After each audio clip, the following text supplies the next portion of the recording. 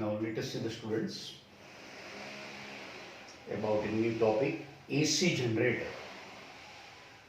AC generator, that is alternating current generator, which produces AC voltage and AC current. Actually here the phenomenon of electromagnetic induction is used to produce AC voltage and AC current.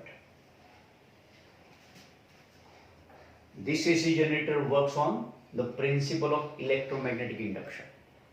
What was the principle of electromagnetic induction? Whenever a conducting coil is placed in uniform magnetic field, and if the magnetic field is allowed to change, so change of magnetic flux is there, then and only then between two ends of a coil the induced EMF is generated. This AC generator converts mechanical energy into electrical energy, and Nikola Tesla was the inventor of this AC generator. Now there are two methods of producing AC voltage or AC current. One of them is, one of the method is to induce EMF or induce current in a loop is through the change in loop's orientation. आपको loop को rotate कराइए तो loop का orientation change होगा. Loop यानी coil, coil यानी armature. अगर आप इसको रोटेट कराते हैं तो इसका ओरिएंटेशन चेंज होगा. ओरिएंटेशन चेंज होने से effective area of the coil change होगा. Effective area of the coil change होने से मैग्नेटिक फ्लक्स चेंज होगा, एंड मैग्नेटिक फ्लक्स चेंज होने से इंड्यूस्ड ईएमएफ जनरेट करेगा. दूसरी मेथड है जहां पे मैग्नेट स्टेडी नहीं रहते, कॉइल स्टेडी रहेगी लेकिन मैग्नेट कैन बी रोटेटेड. बराबर. तो here we discuss about this method. One of the method to induce EMF or current in a coil is through the change in loop's orientation, or you can say the change in its effective area. So as the coil is rotating, so here you can see that in the construction of this AC generator, these are the two strong poles, north pole and south pole. North pole is like this one, south pole is like this one. Between north pole and south pole you can keep this kind of PQRS conducting coil. So you can say this is PQRS. Then what will be the area vector of this coil? It is like this one. Magnetic field is also be like this one. So from this situation if you start to rotate, then initially at time t equal to 0, angle between vector B and vector area is 0. So we are considering such a situation. So this is one like PQRS coil. It is held like this one. This is north pole. Here it is south pole. The coil is held like this one. This is PQRS coil. तो यहाँ से conducting coil को join नहीं किया है. इसका one end यहाँ पे, दूसरा end यहाँ पे. तो this one end of a coil like Q is connected with the slip ring A1. A1 and A2 are the slip ring. तो ये किस तरह से देखिए यहाँ पे, this Q is connected with A2. तो यहाँ पे इस तरह से ऐसे रिंग है, रिंग के अंदर ऐसे टच करता है. बराबर. देन ये जो स्लिप रिंग A1 है वहां पे आर एंड कनेक्टेड है, और ये जो स्लिप रिंग है मेटल की, उसके साथ ये दो है carbon brushes, and carbon brushes के साथ ये दो है spring. That's why the Q and via slip ring A2 के साथ B2 के साथ कनेक्टेड है, and this R and is via slip ring A1 से B1 के साथ कनेक्टेड है. So you can say B1 and B2 are the two ends of this PQRS coil via slip ring A1 and A2. The coil is held like this one. Now you are to allow to rotate. कैसे rotate करेंगे हम? यहाँ पे पकड़ के भी rotate करेंगे. Exactly इसके center से इस तरह से जाने वाली क्या होगी? Axis of rotation.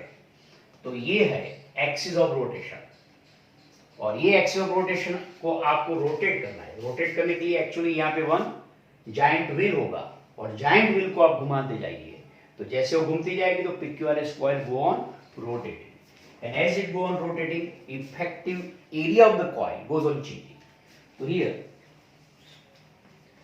as the coil rotates in uniform magnetic field B, the effective area of the coil मतलब क्या? अकेला A नहीं, but A cos theta. What is theta? Theta is the angle between vector B and vector A. अगर ये coil इस situation में है तो ये वेक्टर बी भी है, ये वेक्टर ए भी है, तो थीटा इक्वल 0। लेकिन कॉइल स्लाइटली इस तरह से हो जाती है तो इसका वेक्टर एरिया ये आएगा, इस तरह से बाहर coming outside perpendicular, magnetic field भी इस तरह से होगा। तो ये दो इस तरह से स्लैंटिंग पोजीशन में हो जाएंगे, और ऐसी स्लैंटिंग पोजीशन के लिए ये होगा वेक्टर ए और ये होगा वेक्टर बी, तो दोनों के बीच का ये मिलेगा एंगल थीटा। जब ये कॉइल पूरी इस तरह से फ्रॉम दिस हॉरिजॉन्टल पोजीशन से वर्टिकल पोजीशन में हो जाएगी तो वेक्टर एरिया इस तरह से, वेक्टर भी इस तरह से, तो दोनों के बीच का एंगल 90 डिग्री। ये कॉइल पूरी आधी रोटेट हो जाएगी तो वेक्टर एरिया नीचे की डायरेक्शन में, वेक्टर बी ऊपर की डायरेक्शन में, तो दोनों के बीच का एंगल 180 डिग्री। कॉइल इस तरह से रोटेट हो जाएगी तो vector area going inside perpendicular to the board, magnetic field भी इस तरह से, तो इसका ये एंगल 270 डिग्री यानी 3π/2। कॉइल पूरी रोटेट होकर वहीं पे वापस आएगी आफ्टर वन रोटेशन, तो फिर से दोनों के बीच का angle vector B and vector A के बीच का एंगल 360 डिग्री यानी कि 2π। तो you have to consider this point. तो ये ए कॉस थीटा क्या कहलाता है? Effective area of the coil. तो as the coil rotates in uniform magnetic field B, the effective area of the coil, that is A cos theta, goes on changing. Then where theta is the angle between vector A and vector B. So this method of producing the flux change is the principle of simple AC generator.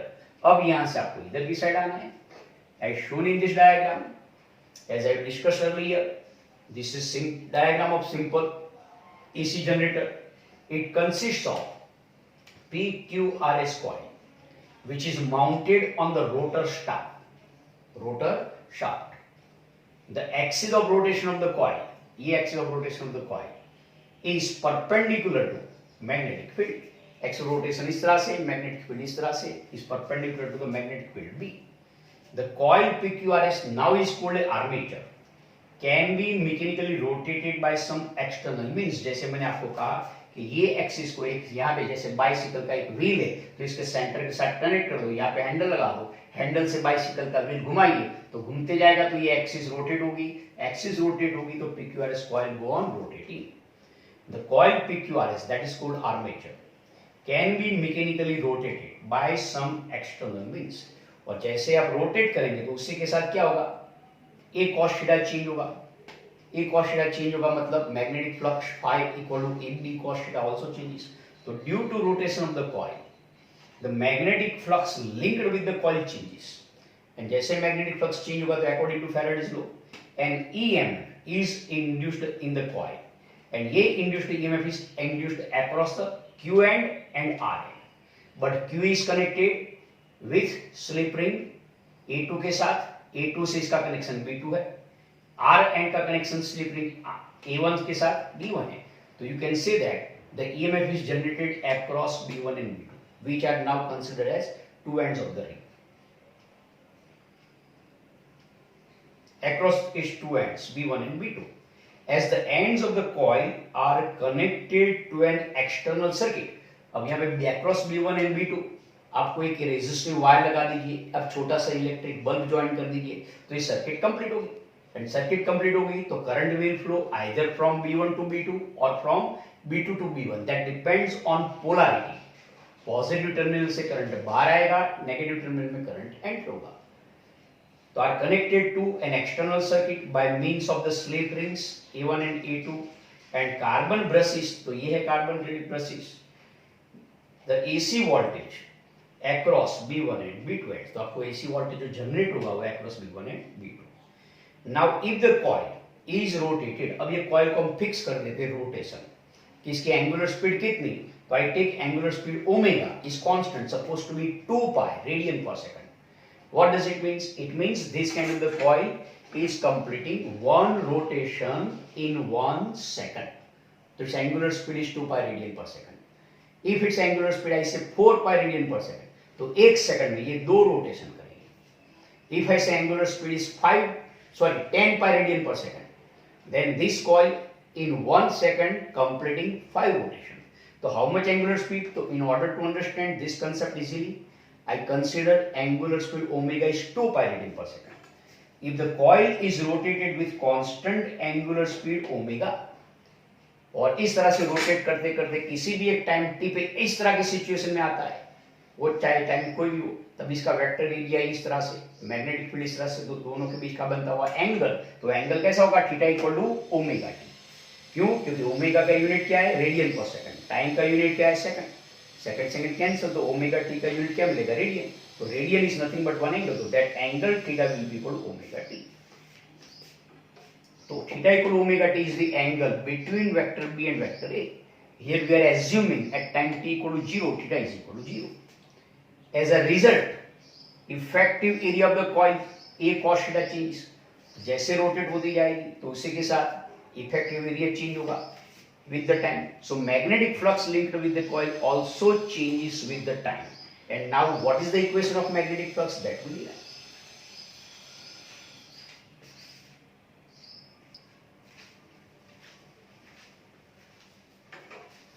So at any time t, if theta is the angle between vector B and vector A, then magnetic flux linked with the coil phi B equal to, as you know, A dot B, vector A dot vector B equal to what? You can write AB cos theta or BA cos theta.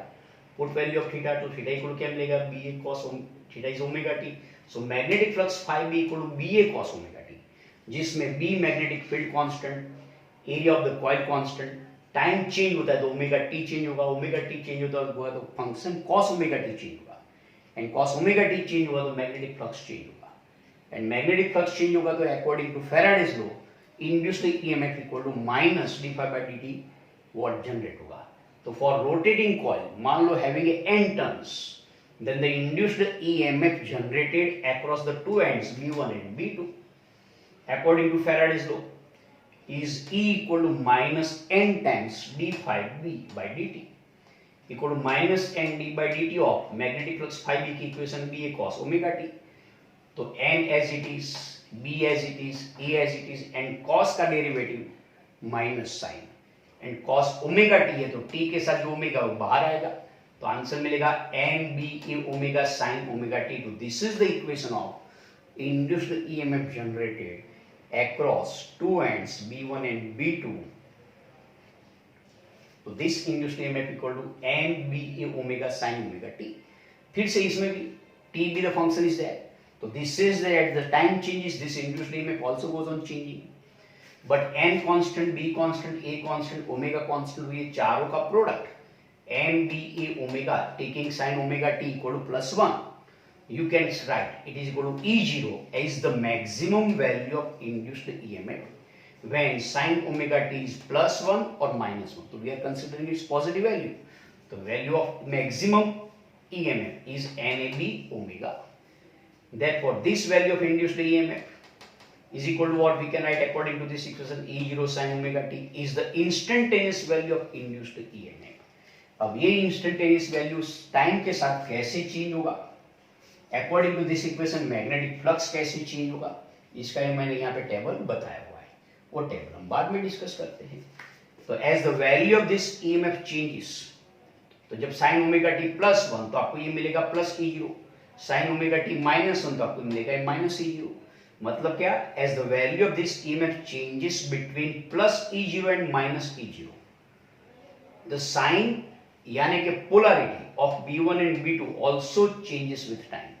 तो B1 and B2 जो polarity है वो भी बदल दी जाएगी, वो थोड़े समय के लिए प्लस B1 है तो B2 नेगेटिव है, नेक्स्ट टाइम के लिए B1 नेगेटिव होगा, B2 पॉजिटिव होगा। तो ये कब होगा, कौन से टाइम इंटरवल के बाद, दैट वी डिस्कस नाउ। तो note that the EMF is maximum E equal to plus और माइनस E0, ये कब मिलेगा, जब sine omega T +1, sine omega T +1 मतलब ओमेगा टी कितना, π/2 90 degree, and sine omega T equal to -1 कब मिलेगा, जब ओमेगा टी यानी theta is equal to 3π/2। As you know sine π/2 is +1, sine 3π/2 is -1। तो note that the EMF is maximum E equal to +E0 और -E0 when theta equal to π/2 that is 90 degree और theta equal to 3π/2 that is 270 degree.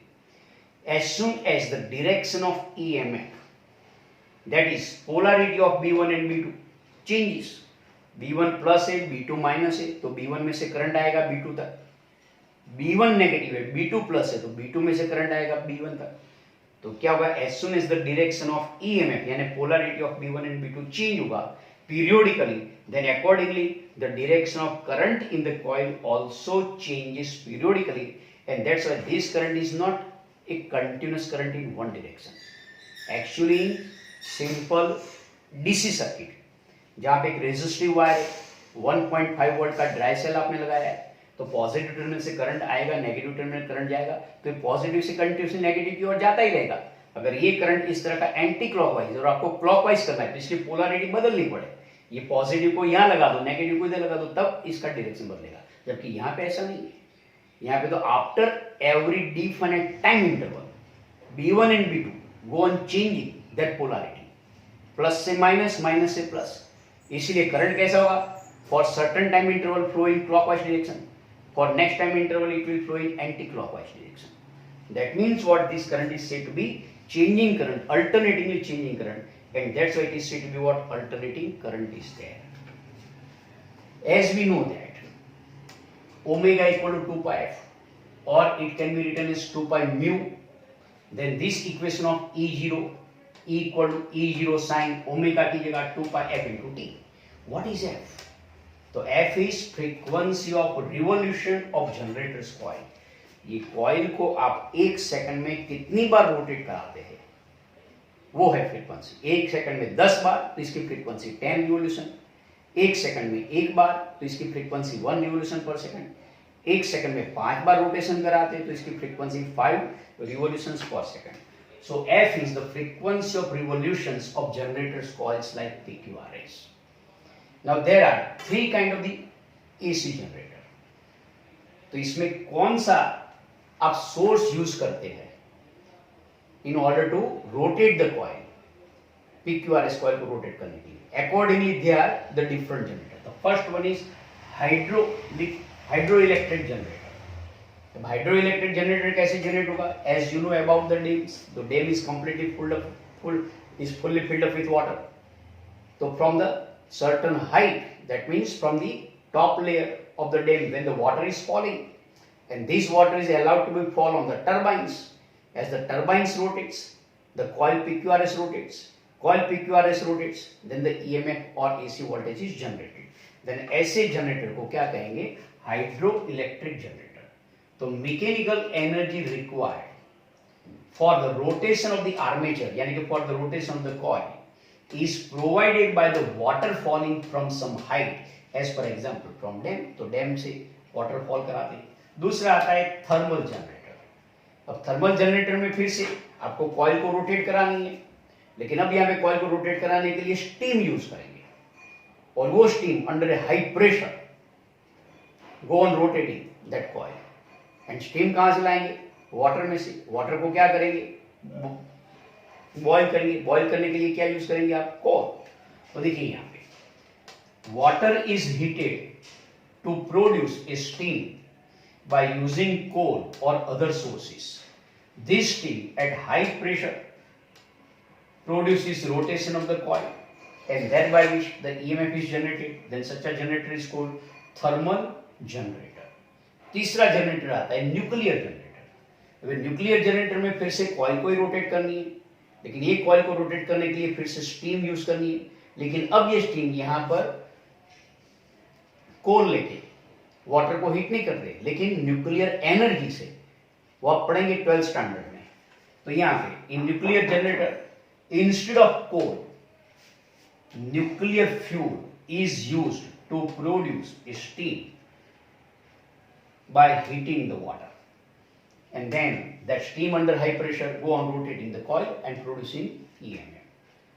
Now you try to understand how this magnetic flux and induced EMF go on changing with time. To understand this very well, I am considering first angular speed of the coil is 2 pi radian per second. मतलब क्या कि ये coil एक ही second में पूरा एक rotation करती है. एक सेकंड में एक रोटेशन मतलब आधी सेकंड में आधा रोटेशन. आधी सेकंड मतलब 0.50, और 0.50 का आधा 0.25, तो आधा का भी आधा मतलब 1/4 रोटेशन. तो अगर कॉइल इस सिचुएशन में है तो आफ्टर 0.25 सेकंड यानी 1/4 सेकंड इस सिचुएशन में आएगी. आफ्टर 0.50 सेकंड इस सिचुएशन में आएगी. आफ्टर 0.75 सेकंड इस सिचुएशन में आएगी. एंड आफ्टर 1 सेकंड ये कंप्लीट एक रोटेशन करके आएगी। तो वो टाइम मैंने यहाँ पे लिखा हुआ है, और किस तरह से voltage and flux minimum maximum होते वो यहाँ पे देख लीजिए।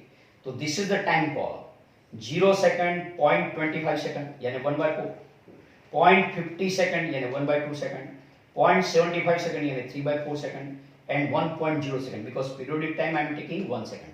तो 1 सेकंड में एक रोटेशन कंप्लीट होता है, that's why periodic time is 1 second. अब अकॉर्डिंगली थीटा क्या मिलेगा, ओमेगा टी। ओमेगा की वैल्यू कितनी ली है मैंने, 2 पाई, तो 2 पाई इंटू 0 मिलेगा, 2 पाई इंटू 0.25 यानी 1/4, 2 पाई इंटू 1/2, आंसर क्या मिलेगा, पाई/2। यहाँ पे 2 पाई इंटू टाइम कितना है 0.50 यानी 1/2, तो 2 पाई इंटू 1/2 पाई मिलेगा। जब टाइम 0.75 सेकंड, 0.75 सेकंड मतलब 3/4, तो 2 पाई मल्टीप्लाई बाय 3/4 करो तो आपको आंसर मिलेगा 3 पाई/2।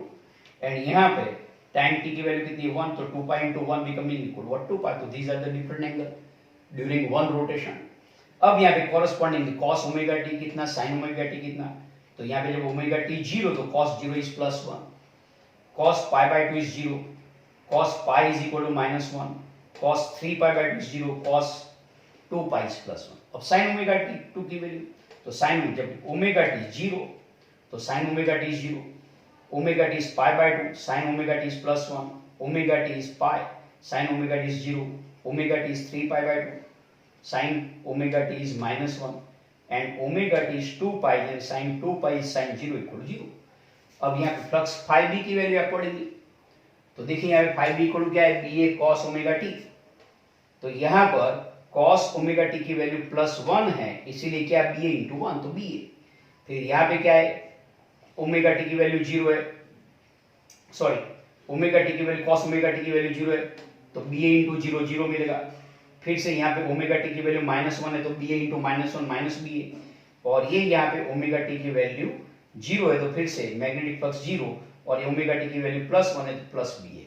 तो you see what happening during the time interval from 0 to 0.25 to 0.50 second, magnetic flux changes from maximum value to 0 and 0 to maximum value, but in opposite direction.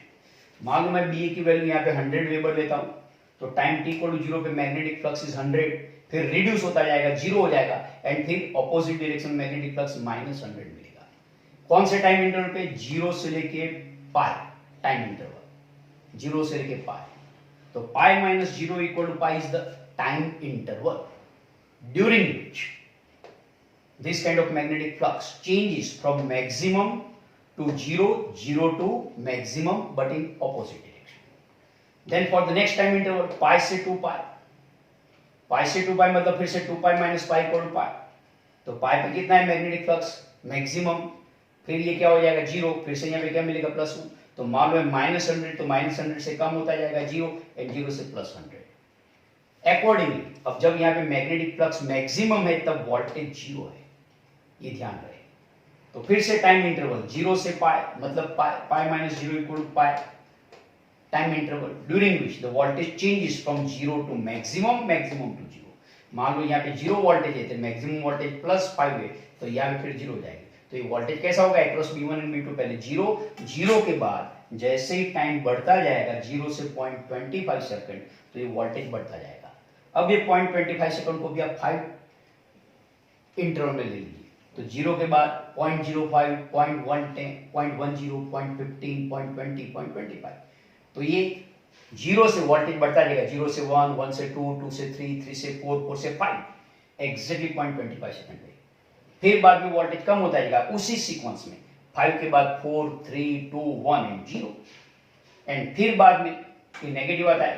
मतलब क्या, during this time interval from 0 to 0.50 second, यानी कि omega T की value 0 से लेके पाई होती है तब तक, ब्रश B1 एंड B2 में B1 अगर पॉजिटिव है तो B2 works is negative, and जैसे यहाँ पे ये टाइम इंटरवल आएगा 0.50 सेकंड टू 1.0 सेकंड, मतलब एंगल पाई से 2 पाई तक का, तो ये देखो वोल्टेज कैसा होता है, 0 से -5 से 0, मतलब ये सब नेगेटिव है। 0 के बाद ये क्या होगा, -1, -2, -3, -4, -5, फिर -5 के बाद -4, -3, -2, -1, 0, मतलब ये पोलरिटी बदल गई। तो for the first half rotation of the coil, अगर B1 पॉजिटिव है तो B2 नेगेटिव होगा. For the next half rotation of the coil B1 negative हो जाएगा, B2 पॉजिटिव हो जाएगा. तो this is the meaning of rotation of the coil. Meanwhile the current and EMF go on changing periodically. यानी कि यहाँ पे आपको डीसी बैटरी की तरह एक ही टर्मिनल परमानेंटली पॉजिटिव है, दूसरा नेगेटिव, ऐसा नहीं हुआ. For the first half rotation of the coil, if B1 is positive, then B2 works as negative.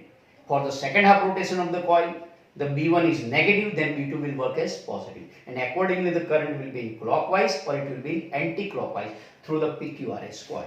That's why this kind of the current is alternating current, or it is also being known as increasing current, decreasing current. And voltage is also being known as increasing voltage, decreasing voltage. That's why it is known as alternating voltage. Okay.